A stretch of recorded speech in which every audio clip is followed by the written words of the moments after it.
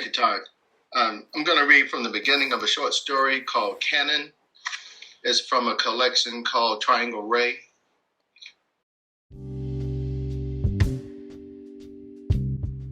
The boy, 7 years old, gripped the chains and pumped his legs until he rode the rubber seat of the swing to the heights of tree limbs.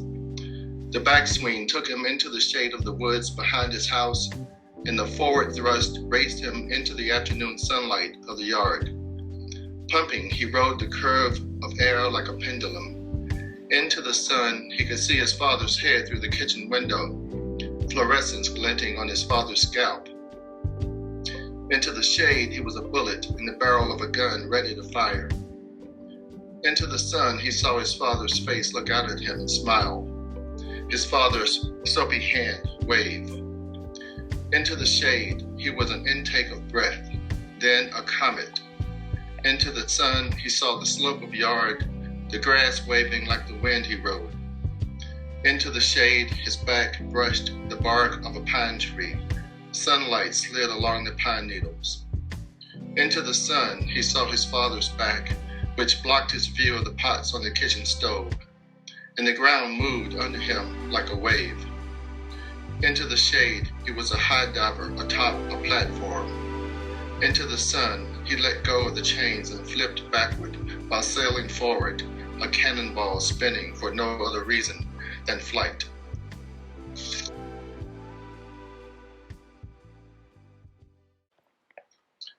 Well, I'm a fiction writer, so I will speak about prose. I think the role is to try to show the truth of life as it really is, both externally and internally. I think it should try to portray how social, political, and family structures affect the way people live, feel, and behave. It should try to make connections and to show the connections among us, or to bridge gaps between people by showing how others exist in the world, giving insight into the similarities of the human experience regardless of the differences in cultures, times, or social conditions. And then I think the role is simply to be interesting and nurturing works of art.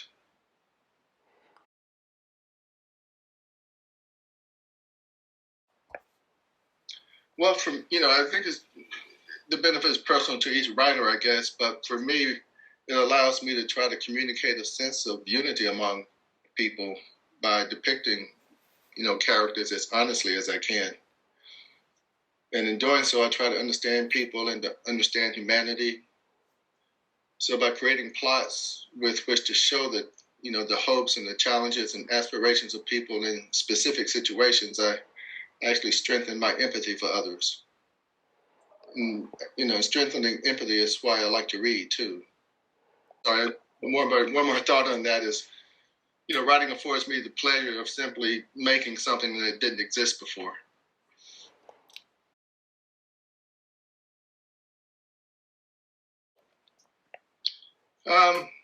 Well, maybe a little bit. I mean, I guess they're both creative, but I really just like writing fiction, so I haven't done a lot of essays, so it's hard for me to make the comparison, There's just a creative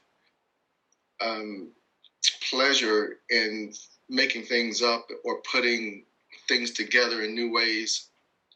And nonfiction, actually I started off in college as a journalism major,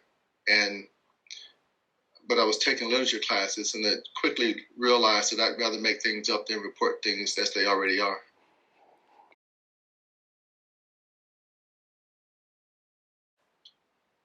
Well, two writers come to mind, if that's okay. I mean, Edward P. Jones is one, and Alice Munro is another.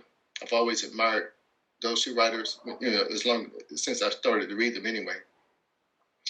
And both of them write amazing sentences with that are clear and with variety, but often with such structural complexities that the sentences themselves can take the reader on journeys, much less the stories.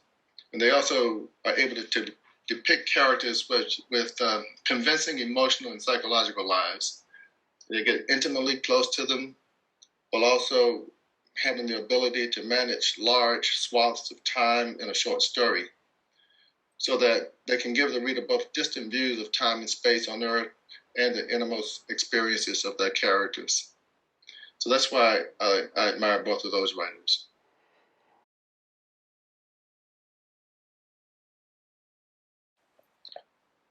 Well, among the things that make a successful piece of prose for me are clarity and precise and accurate language. Sentences and language that immerse the reader in the experience of the characters. I like to see a sense of that the writer is in control of what the story is about. I think a successful piece has structural coherence. It pays attention to logic, and it seems to have a respect for the characters and for the reader.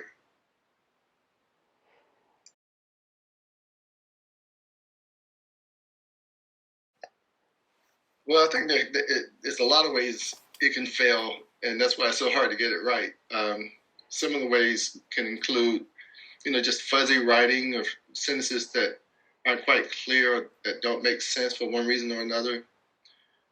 It can fail because of imprecise language or an inappropriate tone for the subject, or sometimes because of false emotion, making the character seem to feel something that the situation doesn't warrant. Or it can fail because of a writer's uncertainty of what the story is about, or for a lack of cohesion or symmetry.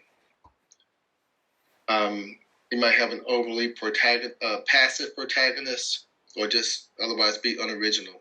I think those are reasons a story can fail.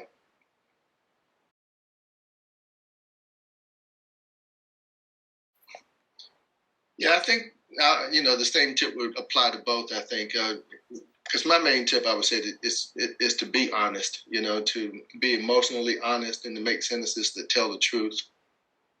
And to give the reader what she or he needs in order to believe the story, in the sense that the characters and the situations and behaviors are plausible, given the world that's depicted.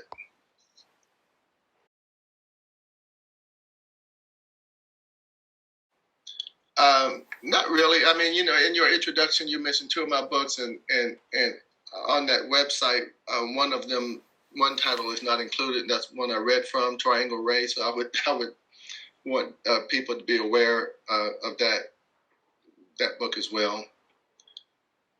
So I would shout out my book. So.